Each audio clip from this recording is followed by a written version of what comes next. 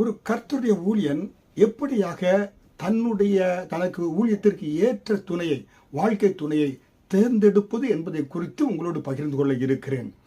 Selecting the right life partner for ministry.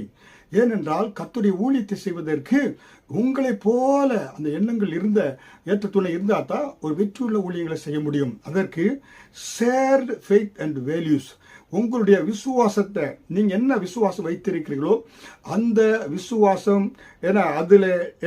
ஊழியத்தை குறித்து வாஞ்சை, அப்படிப்பட்ட உள்ள ஒரு ஏற்ற துணை மிக மிக அவசியமாக இருக்கிறது. நீங்க எதை விசுவாசிக்கிறீங்களோ, எதை நீங்க நம்புறீங்களோ, உங்களுடைய இலக்கு என்ன என்பதில் எல்லாம் அந்த ஒருமனமாக இருக்க வேண்டும். அது மிக மிக அவசியம். Share faith and values. Second, spiritual maturity. அதாவது ஒரு ஆவிக்குரிய நிலைமையிலே நன்றாக அவர்கள் ஒரு வளர்ந்தவர்களாக, சிந்தித்து செயல்படக்கூடியவர்களாக இருக்க வேண்டும். மிக மிக முக்கியம்.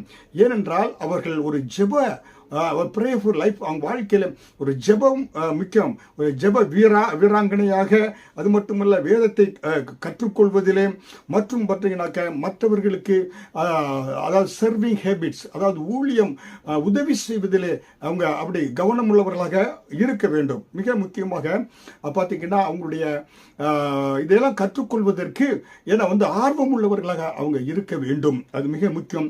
Spiritual maturity. மூன்றாவதாக கேரக்டர் அண்ட் இன்டெகிரிட்டி. மிக முக்கியம். அவங்க ஒரு தாழ்மையுள்ளவர்களாக இருக்கணும், அன்புள்ளவர்களாக இருக்கணும், அரவணைப்புள்ளவர்களாக இருக்கணும். இன்டெகிரிட்டி, ஒரு நேர்மை உள்ளவர்களாக இருக்க வேண்டும். உறவுகளை பேணி காப்பவர்களாக, நல்ல சண்டை சச்சரவு எப்பயும் போடாதபடி அவர்கள் பார்த்தீங்கன்னாக்க இயேசு கிறிஸ்துவை, கிரைஸ்ட் லைக் கேரக்டரை வெளிப்படுத்தக்கூடியவர்களாக பார்ட்னர் இருக்க வேண்டும். நான்காவதாக கம்யூனிகேஷன் அண்ட் டீம் ஒர்க். அதாவது நன்றாக அவர்கள் என்ன செய்யறாக்க பேசக்கூடியவர்களாக, குழுக்களோடு கூட இணைந்து ஊழியங்களை செய்யக்கூடியவர்களாக, அதே பார்த்தீங்கன்னாக்க சில பிரச்சனைகள் அதை எப்படி சால்வ் பண்ண வேண்டும் என்ற ஒரு நாணம் உள்ளவர்களாக இருக்க வேண்டும்.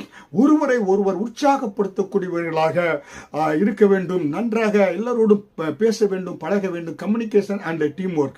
ஐந்தாவதாக மினிஸ்ட்ரி காலிங் அண்ட் விஷன். கர்த்தருடைய ஊழியத்தை செய்ய வேண்டும் என்ற அந்த அழைப்பு, தரிசனம் பெற்ற ஒரு துணை இருந்தால் தான் கர்த்தருடைய ஊழியத்தை ஒரு ஊழியன் சிறப்பாக செய்ய முடியும். புரியுங்களா?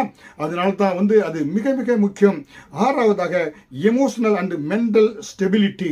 அதாவது பார்த்தீங்கன்னா உணர்ச்சிகள், எண்ணங்கள் நன்றாக சிந்திக்கக்கூடிய, செயல்படக்கூடிய, எல்லா காரியங்களையும் திட்டமிடக்கூடிய எமோஷனல் அண்ட் மென்டல் ஸ்டெபிலிட்டியோட இருக்க வேண்டியது மிக மிக அவசியம்.